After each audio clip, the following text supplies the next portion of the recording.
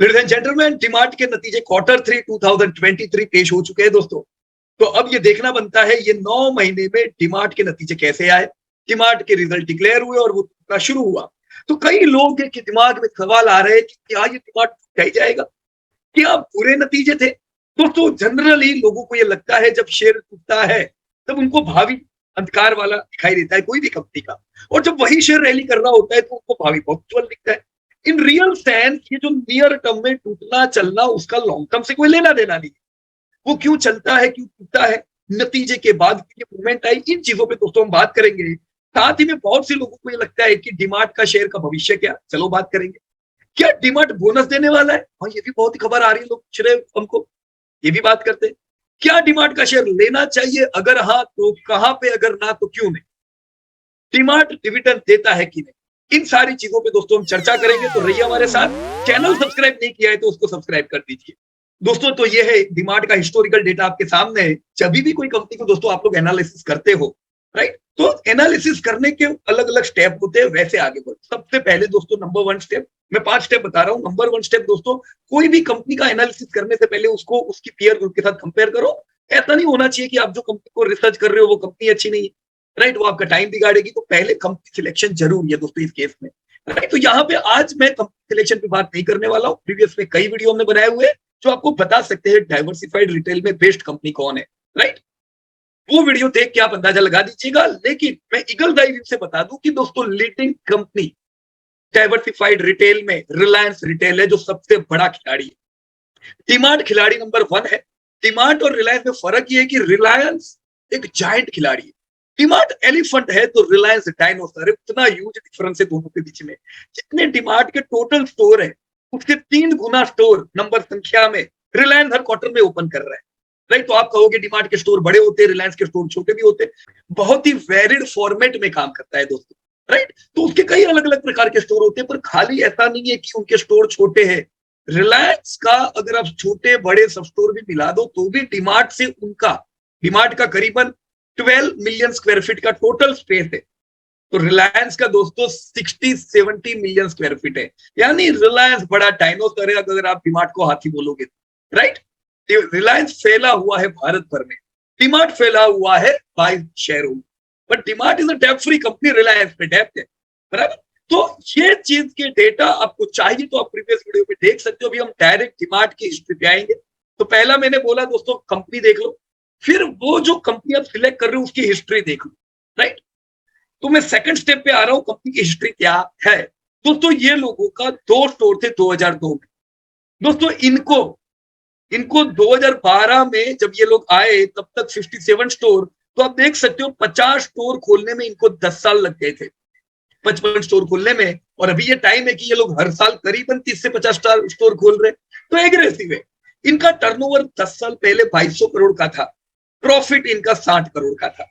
Company debt free है, पर आपको जो इंटरेस्ट और ये जो नेगेटिव फिगर यहाँ पे दिख रही है इनकी लीज लायबिलिटी की वजह से, राइट। अब जब इनका आईपीओ आया तब हमने देखा कि ये कंपनी 2000 करोड़ से बढ़ के 11,000 करोड़ सिर्फ 5 साल में हो गई थी। तो इसीलिए आईपीओ के समय हमने इसको एक मल्टी बैगर का टैग दिया कि देखो डेट फ्री कंपनी है, सेल्स ग्रोथ इतना धमाकेदार है, हम उम्मीद करेंगे धंधा बढ़ेगा, प्रॉफिटेबिलिटी बढ़िया आएगी। ऑलरेडी जब हमने आईपीओ में देखा 60 करोड़ का 500 करोड़ पहुंच चुका था, तो हमारी उम्मीद क्या कि चलो आने वाले 10 साल अगर अपन इस शेयर को रखते मिनिमम 10 साल, तो हम कम से कम यार ये 11,000 करोड़ के टर्नओवर को 50,000 करोड़ जाता तो देखेंगे ना। अब देखो हुआ क्या, अभी 5 साल बीत चुके हैं, 2022 में आज इनका धंधा बढ़ते बढ़ते 30,000 करोड़ का हो चुका है। तो जो ग्रोथ का आप लोगों ने एस्टिमेट लिया था वो बिल्कुल सही है। They are growing extremely fast, 30% कगार का दोस्तों पिछले 10 साल का इनका ग्रोथ है, तो बहुत ही बढ़िया है। प्रॉफिट देखें दोस्तों इनके, तो 2017 में 483 करोड़ के प्रॉफिट 1600 करोड़ पार हो गए, तो प्रॉफिट भी 39% की ग्रोथ से बढ़े। दोस्तों जो धंधा बढ़ा वैसा प्रॉफिट इसलिए बढ़ा because this is a debt free company. इनके मार्जिन बाकी जो पीयर ग्रुप की कंपनी है उनसे अच्छे हैं। तो यही होता है दोस्तों, क्वालिटी कंपनी में काम करने पे धंधा बढ़ने का फायदा होता है। अगर आप यूं ही कोई भी कंपनी बाय कर लेते हो तो प्रॉफिट नहीं बढ़ते दोस्तों कंसिस्टेंटली उनके। मैं कंसिस्टेंट इसलिए कहूंगा, you can never see a loss. पिछला इतना 10 साल का इतिहास आपके सामने, इन्होंने कभी भी लॉस नहीं किया है। अब सारे दिन थोड़ी ना अच्छे होते हैं, right, but yes still whether able to make proper profit. इनका इक्विटी काफी बड़ा है, देख रहे हो करीबन 650 करोड़ का इक्विटी। तो कंपनी ने क्या किया हुआ है, इक्विटी बढ़ा रखा हुआ है, कंपनी ने डेप्ट नहीं ली है, राइट। तो इससे क्या होता है दोस्तों, बड़ी इक्विटी से आपके नंबर ऑफ शेयर होल्डर भी ज्यादा होते हैं, पर कंपनी पे डेप्ट नहीं होने का एक पॉजिटिव पॉइंट भी आपको होता है, राइट, कि पैसा ज्यादा खर्चा नहीं हो जाता है डेप्ट के पीछे। आप इनके मार्जिन देखो, हाईली कंसिस्टेंट, राइट। और इसीलिए yes we tag it wealth creator and we are proud कि इसने बढ़िया पैसा कमा के तो दिया। देखो आईपीओ कब आया इनका, ये प्राइस, राइट। आईपीओ के बाद जैसे हमने भी कभी आईपीओ पे अपने को कभी लगे नहीं है कोई शेयर, अब देखो तो देखो 600 पे भी लिए, 1000 पे भी, अब ये 600 1000 पे भी ये महंगा था, पर महंगा क्यों था, ग्रोथ बढ़िया था, डेट फ्री कंपनी थी, राइट। तो लोग कह रहे थे महंगा महंगा करके लिया नहीं, और अभी देखो ये 5 साल में ये करीबन हम कह सकते हैं ये 6 से 3000 की रेंज में घूम रहा है। 5 साल पहले रेंज क्या थी, 1300 से 600 की, अब क्या रेंज है, रेंज इनकी बढ़ चुकी है। क्यों बढ़ी है, सेल्स और प्रॉफिट बढ़ने के कारण। So yes company is very good, और इन डेटा के आधार पे दोस्तों मैं जरूर उम्मीद करूंगा कि लॉन्ग टर्म में ये ग्रोथ बहुत ही बढ़िया रहेगा, क्योंकि ये अभी तो और धीमे धीमे फैलते जा रहे हैं दोस्तों। मुझे उम्मीद है, मुझे लॉन्ग टर्म 25% का तो मेरे को ग्रोथ मिलना चाहिए। इन डेटा के आधार पे दोस्तों 2030 में यानी 7 साल बाद मैं उम्मीद करूंगा कंपनी करीबन 2 लाख करोड़ के टर्नओवर पे पहुंचेगी। कंपनी के प्रॉफिट जो आज 1600 करोड़ है, ये करीबन 11000 करोड़ पार हो जाएंगे, और मेरी अर्निंग ईपीएस जो मेरा अभी खाली 25 रुपया है ना, 25 रुपीज, वो भी बढ़ के करीबन 200 तक पहुंच जाएगा। तो यस हिस्ट्री जबरदस्त है, अच्छी है, इनकी इंडस्ट्री ग्रोइंग है, तो हम उम्मीद रखेंगे पैसा इसमें फ्यूचर में बढ़िया बढ़ेगा, right. So long term growth पे कोई प्रकार का डाउट नहीं है दोस्तों, राइट। यस ऐसी कंपनी में हम ग्रोथ अच्छा देखेंगे। So this was what we saw second step. तीसरा स्टेप क्या दोस्तों, तीसरा स्टेप, चलो हमने मान लिया, आप शो टोल बजा के कह रहे हो बढ़िया कंपनी पाल ले लो, पर अभी क्या हाल है, करंट ट्रेंड कैसा है, ये थर्ड स्टेप है। कभी भी कोई भी कंपनी में ट्रेंड देख के रिजल्ट देगा, राइट। ट्रेंड देखो और फिर रिजल्ट देखो। तो अभी इनका ट्रेंड मैंने ऑलरेडी यहां दिया हुआ है। जब पिछले साल के नतीजे आए दोस्तों, तब इनका सेल्स ग्रोथ 26% था, प्रॉफिट 55% से बढ़ रहा था, मार्जिन 5% की थी, right. So yes growth was good, 25-26% का ग्रोथ मतलब अच्छा ग्रोथ है। So last year growth was good. Quarter 1 में हमने 94% का ग्रोथ देखा, पर क्वार्टर 1 का ये जो इतना बड़ा ग्रोथ दिख रहा है, उसमें कारण है दोस्तों, पिछले साल क्वार्टर 1 में वेव 2 था, तो बेस इफेक्ट, राइट। वेव 2 में लॉकडाउन, राइट, वेव 1 में तो उससे भी भारी लॉकडाउन थे, तो ये बेस इफेक्ट मिलती है, जिससे आपको ग्रोथ 94% दिख रहा है, राइट। मार्जिन बढ़े हुए थे क्वार्टर 1 में, प्रॉफिट भी आपके बढ़िया थे एकदम, राइट। कैसे हम लोग आगे बढ़े धीमे धीमे, जब क्वार्टर 2 के नतीजे आए, हमने क्वार्टर 1 क्वार्टर 2 को कंबाइन किया, sales growth 59, still it was good, अच्छा ग्रोथ था। मार्जिन 6.5% और प्रॉफिट 159% से बढ़ रहे थे। ये बड़ा गैप दिख रहा है आपको, क्यों, क्योंकि वो बेस इफेक्ट प्रॉफिट का चला है ना। अब दोस्तों इन डेटा के आधार पे मेरी उम्मीद क्या थी पता है, आने चाहिए इनके नतीजे 59% तो था, मतलब 40% का तो इनका सेल्स ग्रोथ आना चाहिए, राइट। मेरे को 6.5% की उम्मीद थी, तो 100% प्रॉफिट बढ़ के तो आने ही वाले थे, है ना। पर अभी जो नतीजे आए, देखो मैंने करंट ट्रेंड क्यों बताई आपको, पहले उम्मीद देखो कि एनालिस्ट उम्मीद क्या करके बैठे थे। अब जो ये क्वार्टर 3 के नतीजे आए, हम इसको जब क्वार्टर 1 क्वार्टर 2 क्वार्टर 3 को कंबाइन किया, तो दोस्तों सेल्स ग्रोथ 45% से बढ़ा हुआ है। ये देख के हम कह सकते हैं कि 45 बराबर, ऐसा नहीं है कि अपनी उम्मीदों पे पानी आ गया है, अच्छा ग्रोथ है, 45% यही तो उम्मीद थी, तो कोई टेंशन की बात नहीं है ये ग्रोथ से। देखो एक चीज है, जब आप करंट ट्रेंड और लेटेस्ट रिजल्ट देखो, तो इकोनॉमी से भी उसको कंपेयर करो। इकोनॉमी में ग्रोथ, इन्फ्लेशन, ही तो बड़े पैरामीटर होते हैं। तो ग्रोथ देखो, इंडिया का ग्रोथ अच्छा है वर्ल्ड वाइड, लेकिन मंदी की इफेक्ट है। ये साल वर्ल्ड बैंक के हिसाब से रिसेशन में जाने के चांसेस है दुनिया, राइट, डेवलप्ड इकोनॉमी के, तो उसकी एक नेगेटिव इफेक्ट आ सकती है इंडिया पे, राइट। अब वो इफेक्ट डिमांड में अपने को भी नजर नहीं आ रहा, लेकिन दूसरा जो इकोनॉमिक पैरामीटर होता है इन्फ्लेशन यानी महंगाई दर की इफेक्ट जरूर इधर दिखाई दी। 6.5% के मार्जिन 5.9 हो गए, तो दोस्तों ये एक नेगेटिव पॉइंट था इस बार के रिजल्ट। देखो आपकी कंपनी के अच्छे ग्रोथ के कारण वो एक हाई वैल्यूएशन पे चल रही होती, पर जब मार्जिन गिरते हैं तो इन्वेस्टर अलर्ट हो जाते हैं कि हाई वैल्यूएशन अब थोड़ा समय टिकेंगे नहीं, क्योंकि मार्जिन गिरने से अपने प्रॉफिट कम हो जाएंगे, राइट। तो मेरे को ये देखना पड़ेगा कि 45% ग्रोथ आया, yes everything is good, right. और ये ग्रोथ किसने दिया है पता है, ग्रोथ दोस्तों इनको दिया है एफएमसीजी प्रोडक्ट्स ने, ग्रोसरी ने, ये सारी चीज में ग्रोथ अच्छा है। तो आप एफएमसीजी या जो नॉर्मल जो ग्रोसरी की प्रोडक्ट है वहां पे ग्रोथ टूटा नहीं देखोगे, वो बराबर ही है। इस पर टूटा कहाँ है? डिस्क्रेशनरी स्पेंडिंग दोस्तों कम हुई है। डिस्क्रिशनरी स्पेंडिंग कम होने की इफेक्ट आप दूसरी डिस्क्रिशनरी स्पेंडिंग की कंपनियों की भी देखोगे, राइट? जैसे टाइटन हो गई, पेज हो गई, ऐसी कई कंपनियां जहां हम लोग निवेश करते हैं। जो डिस्क्रिशनरी स्पेंडिंग है नेगेटिव होने का जरूर नहीं है, पर तैयार रहने की मैं बात बता रहा हूँ कि डिमांड का डिस्क्रिशनरी स्पेंडिंग कम, मतलब कि ओवरऑल फैक्टोरियल इफेक्ट होगी डिस्क्रिशनरी स्पेंडिंग में, राइट? तो 45% का ग्रोथ अच्छा है, पर यह मिला किधर से? Growth rate. अब जब 5.9% के मार्जिन आए तो क्यों आए देखने पड़ेंगे, चलो देख लेते हैं। ये देखने के लिए मैं लेटेस्ट रिजल्ट पे जाऊं। देखो इधर लेटेस्ट रिजल्ट मैंने डाले हुए, सेल्स 45% ग्रोथ मैंने बताया, कॉस्ट इतनी नहीं बढ़ी, राइट? तो खर्चा बढ़े नहीं है, फाइनेंस कॉस्ट भी, ये दोनों धंधे से तो कम बढ़ी है, इसीलिए प्रॉफिट आपके ज्यादा बढ़े हैं धंधे से। तो ऑल इज वेल, लेकिन मार्जिन जो आपके है वो पिछले साल से भी अच्छे ही है, राइट? तो अगर हम पिछले साल से इस साल के मार्जिन को कंपेयर करें तो कोई टेंशन नहीं है। 22 स्टोर ऐड हुए, चिंता किधर हुई पता है? अभी जो हम थे H1 में, तब से मार्जिन गिरे, तो मतलब मार्जिन की ट्रेंड नेगेटिव होती जा रही, बराबर कि नहीं? नियर टर्म, बराबर। तो नियर टर्म की ये जो ट्रेंड नेगेटिव है, तो ये हमें हैरान कर सकती है और कुछ क्वार्टर तक। जब तक इन्फ्लेशन बढ़ के रहेगा हम मार्जिन घटता हुआ देखेंगे, बराबर। ये मेजर कॉस्ट भी हमने दे दी। देखो वैसे मेजर कॉस्ट में बहुत ज्यादा चिंता इसलिए नहीं है क्योंकि कॉस्ट आपकी बढ़ी नहीं, तो बहुत चिंता की जरूरत नहीं है कि मेजर कॉस्ट देखना पड़ेगा। देखो आप देख लो, 92% इनका खर्चा स्टॉक से होता है, क्योंकि ये एक डिपार्टमेंट स्टोर की कंपनी है, स्टॉक रखना होता है। 43% का वहां पे ग्रोथ है, तो इन्होंने स्टॉक प्रॉपर रखा हुआ है। एम्प्लॉय कॉस्ट खाली 2% रहती है टोटल खर्चे की, तो वो इतनी बड़ी कॉस्ट नहीं है। तो ओवरऑल वेल मैनेज, देखो टेंशन की बात नहीं है, पर नियर टर्म के मार्जिन घटे ये बड़ा टेंशन है। अब इन्फ्लेशन बढ़ा, इनके मार्जिन डिक्रीज, राइट? तो ये इन्फ्लेशन घटेंगे, आपके मार्जिन वापस बढ़ेंगे, पर नियर टर्म में क्या सोचना पड़ेगा? एक तो दुनिया का हाल पूरा उल्टे, अपने मार्जिन गिर के आएंगे। तो तैयार हो जाने का कि जो पी इनको मिलता है नॉर्मल केस में, वो नियर टर्म में नहीं मिलेगा। क्यों? Margin are decreasing. इन डेटा के आधार पे दोस्तों मैं एस्टिमेट करूंगा, मेरा क्या एस्टिमेट है? इस साल 35% से धंधे बढ़ेंगे। तो बढ़िया ही है ना यार, 35% ग्रोथ, राइट? तो ये हमारा पहले भी 35 था, अभी भी 35 रखा है, ग्रोथ इज अनचेंज्ड। पर मार्जिन डिक्रीज होने की वजह से जो हमारे प्रॉफिट के एस्टिमेट थे वो डिक्रीज हो गए। पहले जो एस्टिमेट थे वैसे प्रॉफिट नहीं आएंगे, 5.9% के मार्जिन रहेंगे।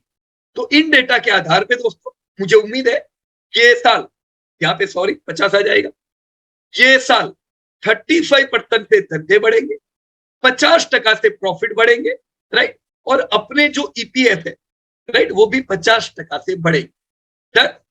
इनके हिसाब से अब अगर मैं 2023 उम्मीद करूं कि ये साल का एंडिंग किधर होगा, 3 महीने बाकी है ना अभी, तो अपन अप्रैल या मई में रिजल्ट देखेंगे। अरे तब क्यों देखे, अभी से पता चल जाता है ना रिजल्ट कैसे आने वाला है। करीबन 41,000 करोड़ के धंधे होंगे, 2500 करोड़ के करीब के प्रॉफिट होंगे। हमने थोड़े प्रॉफिट लो कर दिए मार्जिन कटने की वजह से। ईपीएफ 37 होंगे, तो हमारा फेयर वैल्यू 2807 होता है, राइट? अभी भाव क्या है दोस्तों? 3500। तो फेयर वैल्यू नीचे आ रहा है, क्यों? क्योंकि आपने ग्रोथ के अनुमान नीचे किए थोड़े, बराबर है। लॉन्ग टर्म सब कुछ बढ़िया है दोस्तों। मैं आने वाले 10-12 साल के लिए निवेश करता हूं जरूर दोस्तों। मैं उम्मीद करूंगा कंपनी के प्रॉफिट भी 25,000 करोड़ पहुंचेंगे 2035 आते आते, राइट? ये मैंने उम्मीद की है 20% ग्रोथ के हिसाब से, राइट? 25% की लॉन्ग टर्म उम्मीद है, पर जब अपन एकदम लंबा सोचते तो उधर हमेशा जिंदगी पर थोड़ी ना 25% टिकेगा। तो मैंने मेरे ग्रोथ को कंजर्वेटिव किया हुआ है। फिर भी yes, I will estimate 444 EPS और 22,000 का तो फिर वैल्यू होगा।